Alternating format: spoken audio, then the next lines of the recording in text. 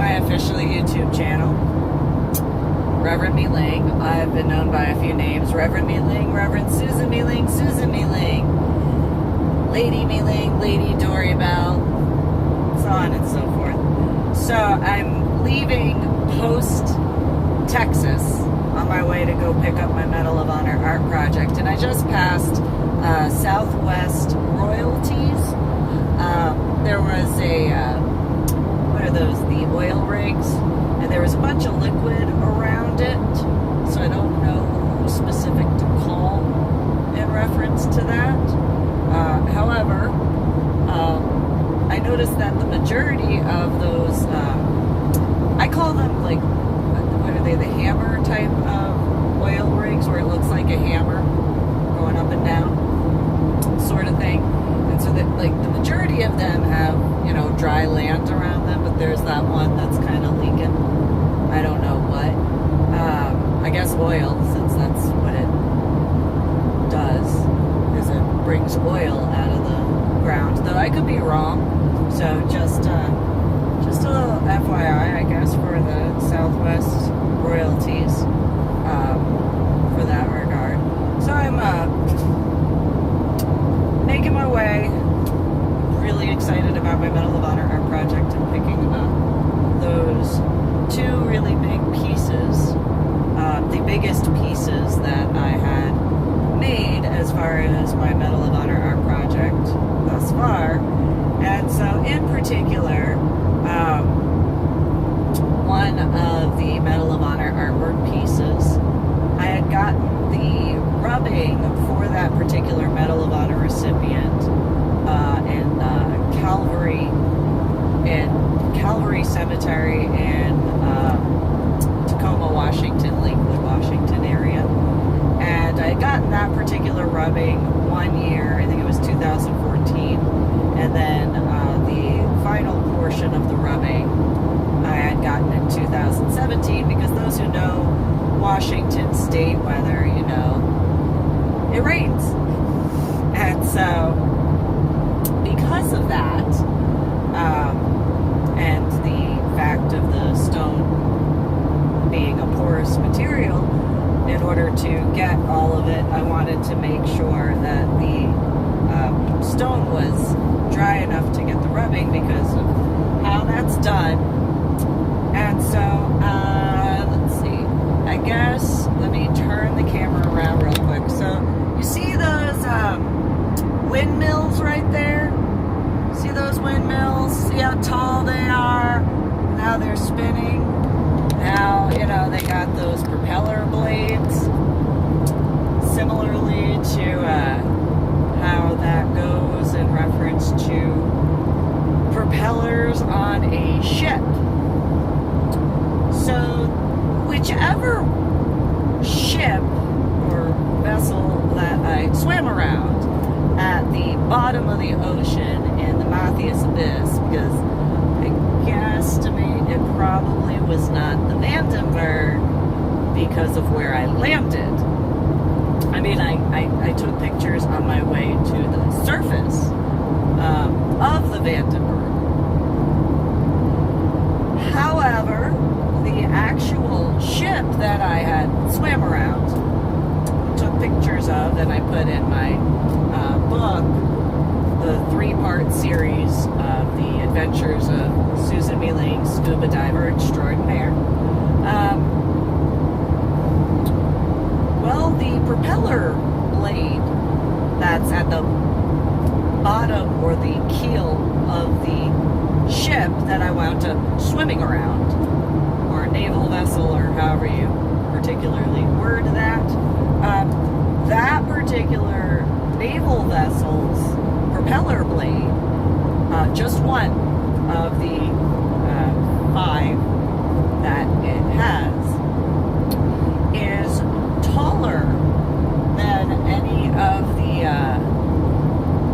wind farm things that I am passing on either side of the road, from the tip top of the point. I'm going to flip it around real quick so you see that. So there's that. And you see how far away it is. I mean, it's probably about half a mile down that field, the different ones in regards to the propellers for the wind farm. And so I'll go and show you those as well. So those particular wind farm stand plus the blades from the very bottom of where it meets the ground to the very top of the blades as they are propelling in a circular motion when it gets even to the top, like that one, is shorter in width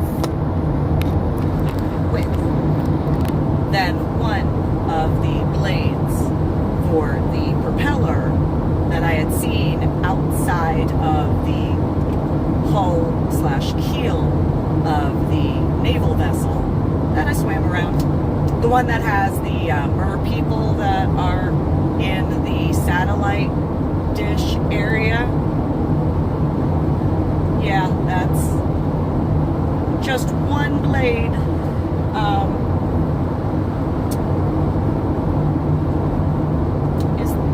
Is thicker in width than from the bottom of the propeller for the, well, I guess the stand for the propeller for the wind farms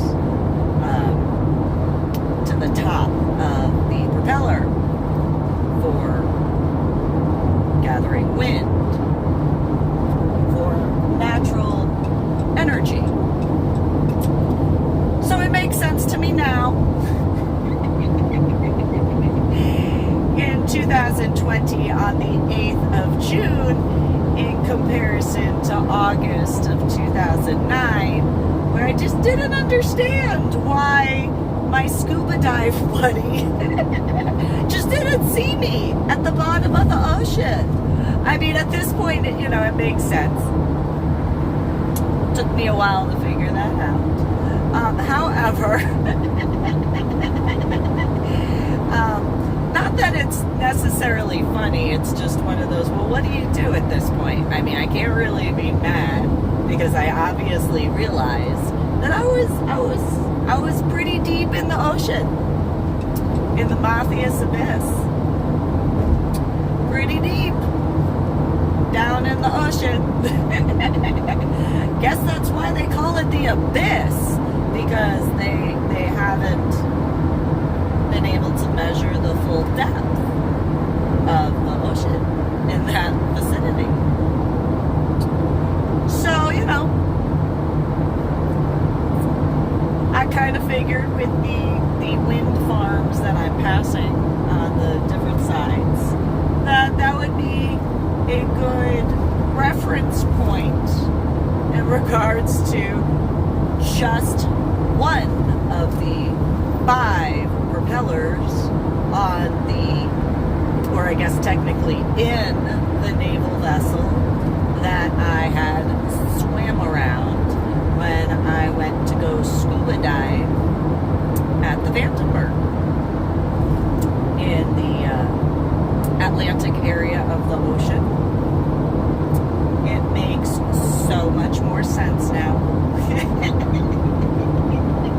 why my assigned scuba dive buddy could not see me from probably at most that he dove maybe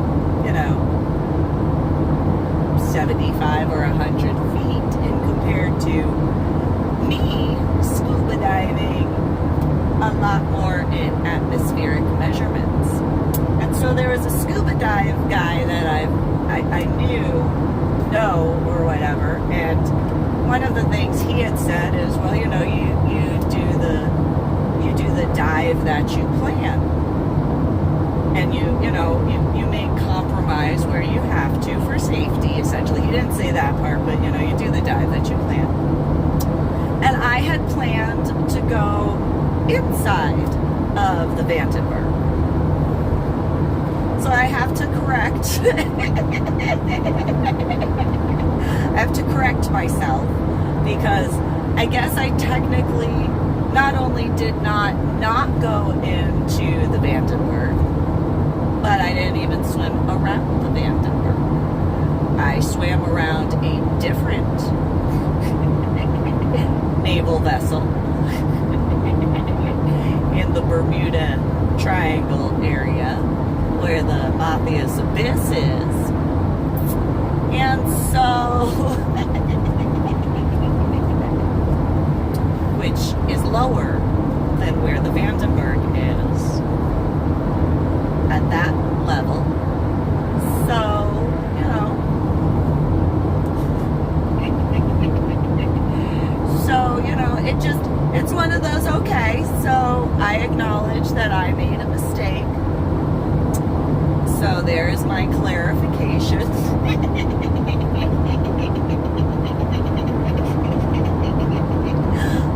And again, now, in 2020, compared to 2009, I did not realize how deep in the ocean I was. And there were, if you purchase my scuba dive trilogy, The Adventures of Susan MeeLing, Scuba Diver Extraordinaire, and or, you know, you can see the pictures. I have posted the pictures, at least, in reference to which ship I am referring to, as far as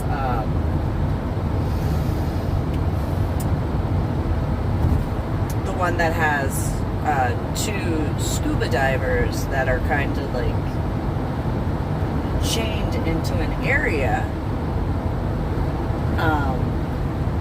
on the vessel that I swam around. And those particular divers, technically in reference to what I wrote about in my first book, Finding a Silver Lining by Susan MeeLing, about the being buried in the ocean, I guess maybe that is a memory issue and that cognitive disorder thing for that, as well as, you know, those guys obviously were enjoying what they did when they wound up passing on. And so then the other aspect is the MerPeople. You know, they do actually respect their, you know, view of the dead in comparison to certain cherubim who cause problems to my Medal of Honor art project. That being said, while it might look like it's a threatening aspect, it realistically isn't. They're just, you know, the MerPeople actually respect the dead. There is that respect that some need to learn about. And so, such as cherubim, that's my opinion. However, I doubt I'm the only one who has that opinion in this regard. So, especially when it comes to the state of Montana and that 2017 aspect, not forgetting how many hours I spent cleaning dog crap off of 6 markers in the Seattle cemetery of the Medal of Honor recipients, cleaning off their epitaphs. So, that being said, I understand how that could look threatening because they are, you know, essentially chained there. It's more along the lines of the MerPeople putting it there as far as like the 2 different divers, so that way, you know, when like the one who could actually, you know, find them for, you know, humanity and stuff, can see them and go and, you know, later get the ability to retrieve them as if allowed and stuff like that. Because, you know, obviously there are individuals who, you know, like with the Arizona, there's a bunch of guys that are in there. And so, you know,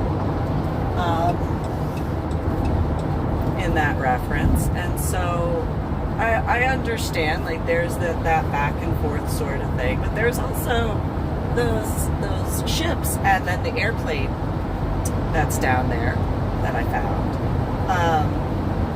I don't know if that's important or not. That yellow biplane that's in that area with the ships surfacing from the bottom of the ocean in the Matthias Abyss. And so, you know, I mean, if that's important to others, I kind of figure it is. However, that particular one that has the satellites where the MerPeople are, you know, sitting in the satellite dish, and the other MerPeople swimming around it and stuff. There's one particular picture where the I think it's a mermale in that particular, with the light in his hand. And whatchamacallit, that particular naval vessel, I guess is what it's called technically. Well, it's a good thing because of the way it's facing. It's a good thing that it went through the Bermuda Triangle area. Because I would guesstimate there are individuals who know what era that particular naval vessel is from. And, well, I am patriotic to the United States of America. That's a whole other aspect of prophecy in that regard. So, what was it that had occurred?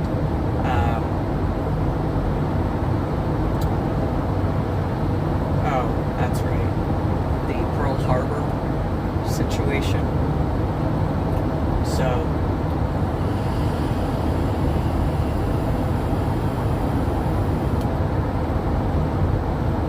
however you want to view that in regards to, I know that there are people who don't necessarily believe in certain aspects of God. It's just a little weird coinky-dink that there are quite a few that went through that vicinity. And what era those particular naval vessels are.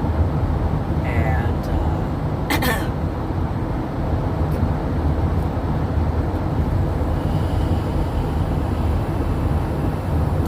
I would guesstimate there are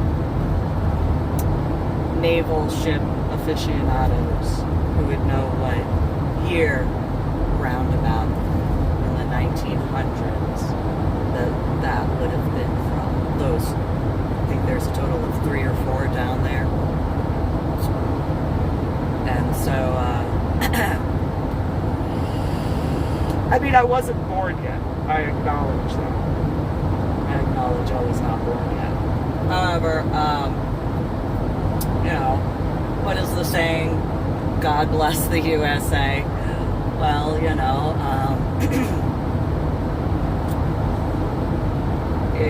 in reference of the attacks on Pearl Harbor, hypothetically speaking, if certain individuals didn't know about the Bermuda Triangle in the ocean at that time, well,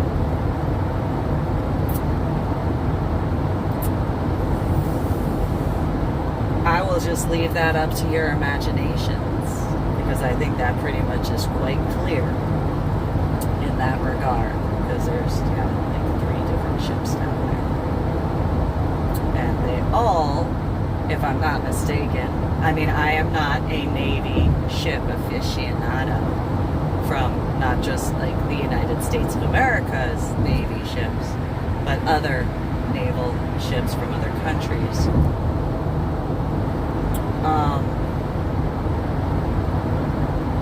Just saying, it's a good thing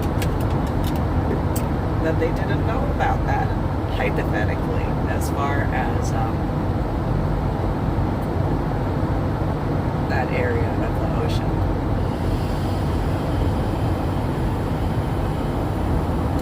So, you know, in closing, General George Washington was quite accurate in reference to the United States of America is in a proportionate area which is safer in certain regards because of the fact of being surrounded by the ocean and protected by the ocean on all sides. Or the Americas, because it wasn't the United States of America yet, technically, when he was a general at the time. Take the next right up to Southeast Drive. And so, you know, just saying, if that's important, you know, there is that. Southeast Drive for 1.5 miles. So, you know, I'm sure there are individuals who would actually be interested in regards to what's inside of that particular set of naval vessels. However, you know, I'm not technically in charge of that sort of stuff. And so, just figured I'd make a quick little YouTube official video about that. So you guys have a good one. Comment below, like, share, and subscribe to my official YouTube channel. And, you know, have a good one.